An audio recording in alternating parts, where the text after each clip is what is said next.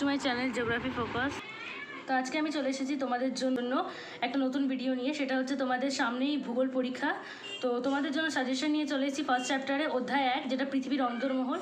সেই চ্যাপ্টারে আমি সাজেশন দেবো তোমাদের 2024। তোমাদের যারা ফার্স্ট টার্ম পরীক্ষা দিয়েছো নাম্বার 15-এর, তোমাদের 15 নম্বরের পরীক্ষা হবে, মার্কস থাকবে 15 ফার্স্ট টার্মে।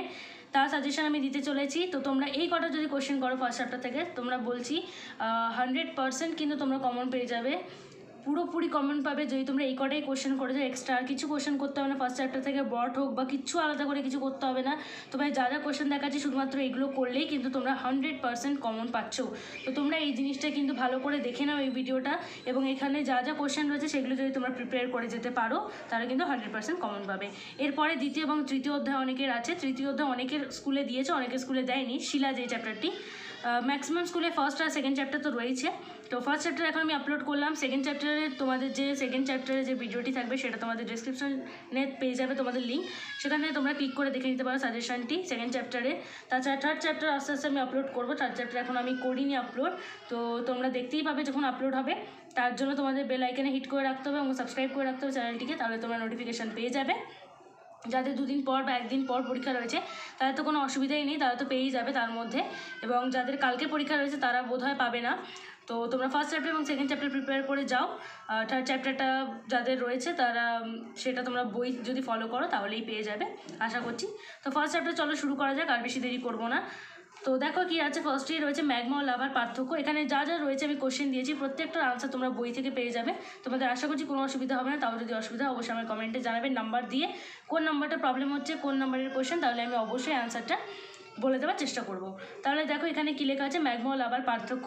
সেকেন্ড যেটা রয়েছে, পৃথিবীর ব্যাসার্ধ কত, প্রত্যেকটা কিন্তু বইতে তোমাদের দিয়ে দেওয়া রয়েছে, তোমাদের কোনো অসুবিধা হবে না।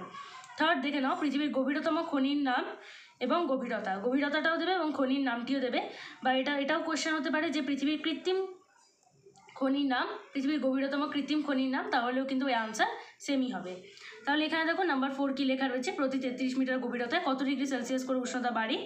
এটা হবে 1 ডিগ্রি সেলসিয়াস। তোমরা সবাই জানো এই কোশ্চেনটার আনসার, বা উল্টো করেও দিতে পারে, 1 ডিগ্রি সেলসিয়াস বাড়ার জন্য কত গভীরতা লাগবে, প্রতি কত মিটার করে গভীরতা 1 ডিগ্রি সেলসিয়াস বাড়ে, তাহলে তোমরা বলবে 33 মিটার করে গভীরতায়। তাহলে এটা দিয়ে এটাও জিজ্ঞাসা করতে পারে বা এটা দিয়ে এটাও জিজ্ঞাসা করতে পারে। তো যাই দেবে তোমাদের আশা করছি কোনো অসুবিধা হবে না।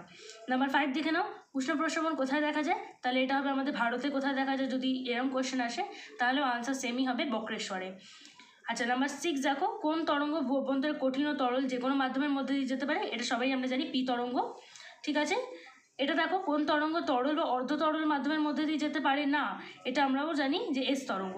এই দুটো কিন্তু খুব ইম্পর্টেন্ট কোশ্চেন, এই দুটোর মধ্যে একটা কিন্তু আসবেই আসবে, এবং দুটোই তোমরা ভালো করে পড়ে নেবে, কনফিউজ হবে না। অনেক স্টুডেন্টরা কী হয়, পরীক্ষার সময় কনফিউজ হয়ে যায় যে এই দুটো গুলিয়ে ফেলে, যে কঠিন ও তরলটা এস হতো, হয়তো তরল বা অর্ধ তরল হয়তো পি হতো, কিন্তু এটা গোলানোর কোনো ব্যাপার নেই। এটা তোমরা ভালো করে পড়ে যাবে এবং একটা কোনো কিছু দেখে নেবে এখানে, যেটা দিয়ে তোমরা মনে রাখতে পারো, সেইভাবে মনে রেখে তোমরা এটা পরীক্ষায় করবে।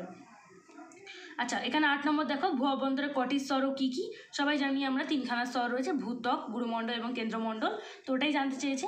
তাছাড়া দেখে নাও, আমি একটা খুব ইম্পর্টেন্ট কোশ্চেন বলেছি, সেটা হচ্ছে তোমাদের সবারই আসবে ওটা, ভূ অভ্যন্তরে বা পৃথিবীর অভ্যন্তরে বা পৃথিবীর অন্দরমহলের এই 3 রকমের কোশ্চেন আসতে পারে। চিত্র আঁকো, পৃথিবীর অভ্যন্তরের একটি চিত্র দাও, পৃথিবীর অভ্যন্তরটি কেমন দেখতে, ডায়াগ্রাম যেটা কিনা চিত্র অঙ্কন করো, সেটা কিন্তু খুব খুব ইম্পর্টেন্ট একটি কোশ্চেন। তোমার যে এই আঁকাটাই রয়েছে না, এরকম একটা আঁকা তোমাদের বইয়ে সবাই জানো এই আঁকাটা, এবং তোমরা প্র্যাকটিসও করেছো এই আঁকাটা।